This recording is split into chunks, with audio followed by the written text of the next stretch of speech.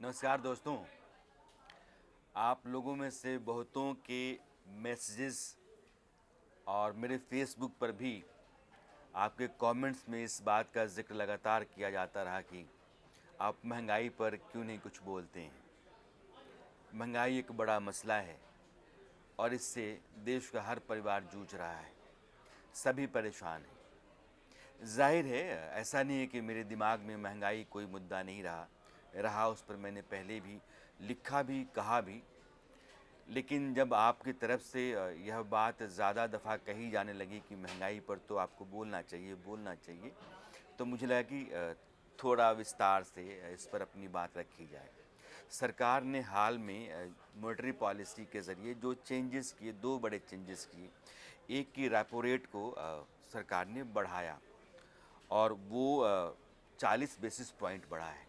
Repo rate का मतलब ये है कि रिज़र्व बैंक बैंकों को जिस रेट पर पैसा देता है, लोन देता है, वो रेपो रेट है।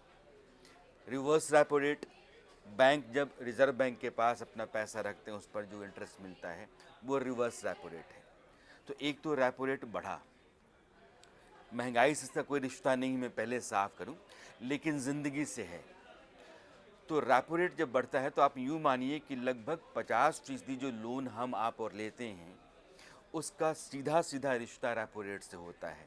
मसलन कार लोन है या होम लोन है, इस तरह के लोन रेपो रेट से जुड़े होते हैं। तो रेपो रेट बढ़ा, यानी कि आरबीआई ने बैंकों को अपनी तरफ से जो कर्ज दिया उस पर उसने रेट ऑफ इंटरेस्ट बढ़ाया।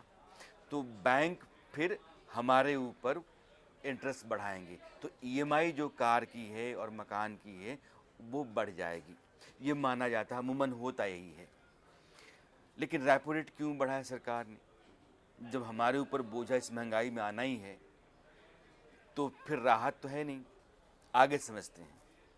और दूसरा काम सरकार ने किया कि जो कैश रिजर्व रेशियो है उसको 4% से 4.5% कर दिया। हर बैंक चलाने के लिए आरबीआई के पास लिक्विडिटी, कुछ पैसे नकदी रखता है, नियम है।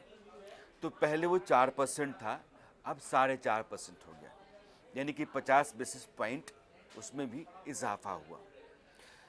अब ये क्यों है? मार्केट में महंगाई क्यों होती है, ये समझना बहुत ज़रूरी है।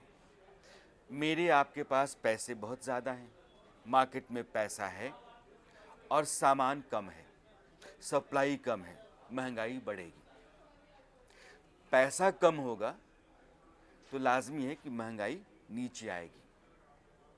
अब सीआरआर, कैश जब रेशियो, जब आरबीआई बढ़ाता है तो कहा यह गया कि लगभग 87,000 करोड़ रुपए मार्केट सर्कुलेशन में पैसा है, वो आरबीआई के पास चला जाएगा, उसकी कमी हो जाएगी।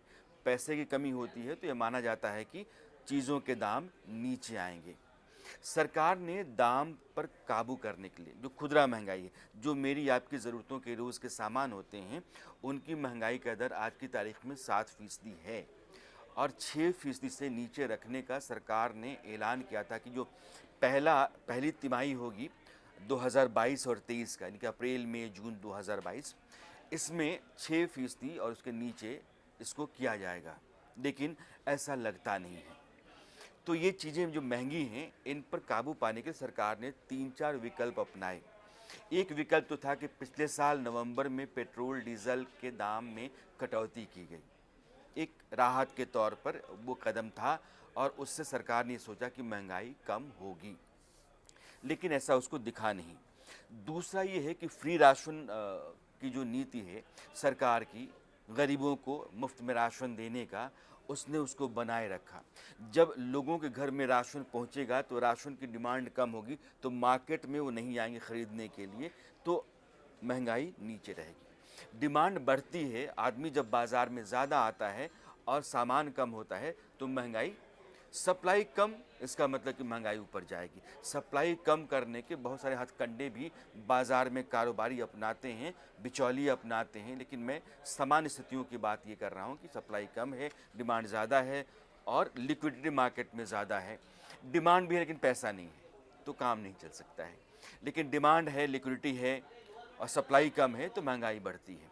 तो सरकार ने फ्री राशन देकर के महंगाई को कंट्रोल में रखने की कोशिश की है और तीसरा जो है वो इस बार जब खाद के दाम बढ़े, बल्कि खाद के दाम पर काबू करने की सरकार ने जब खाद की डिमांड ज़्यादा बढ़ी और उस समय बाहर सरकार ने इंपोर्ट किया खाद, और इतना इंपोर्ट किया कि उसके रेट को उसने ऊपर जाने नहीं दिया। किसान को जिस रेट पर खाद मिल रहा था उसी रेट पर मिलता रहा, और नहीं तो खेती की लागत बढ़ जाती। लागत बढ़ती तो फिर चीज़ें महंगी होती। तो खाद का इंपोर्ट लगातार करके सरकार ने किसानों को खाद को जिस दाम पर दिया जाना था या दिया जाता रहा या बेचा जाता रहा, उसी पर उसने उसको बनाए रखा। तो ये 3-4 कदम सरकार के रहे जिनके ज़रिए उसने बाज़ार में ख़ास करके खुदरा जो महंगाई है उसको कंट्रोल में करने की कोशिश की, क्योंकि जो थोक महंगाई है भारत में वो 13 से 14% चली गई है। महंगाई के चलते हमारे आपके जीवन में चीज़ें थोड़ी सी अस्त व्यस्त हुई हैं। आमदनी हमारी लगभग सीमित होती है। परिवार के लोगों के खर्चे तय हैं कि इतने होंगे, घर के खर्चे तय हैं कि इतने होंगे, और उसमें अगर चीज़ों के दाम बढ़ते चले जाते हैं तो मेरी आमदनी जो तय है उसमें उसके खर्चे बढ़ते चले गए तो मेरे पास न बचत है, हो सकता है कि बचत ना हो और मैं कर्जे में धीरे धीरे जाने लगूं, या बहुत ज़रूरी खर्चों पर खर्च करने के लिए मेरे पास पैसे ना हो। पढ़ाई है, कुछ और ज़रूरी काम है, सेहत है, इलाज है, तो इस तरह की चीज़ों पर मेरा खर्च जो है वो उतना नहीं हो पाएगा जितना होना चाहिए, और वो संकट बढ़ता चला जाता है। जो आपका फ्यूचर प्लान है उस पर कहीं न कहीं लगाम लगने लगती है।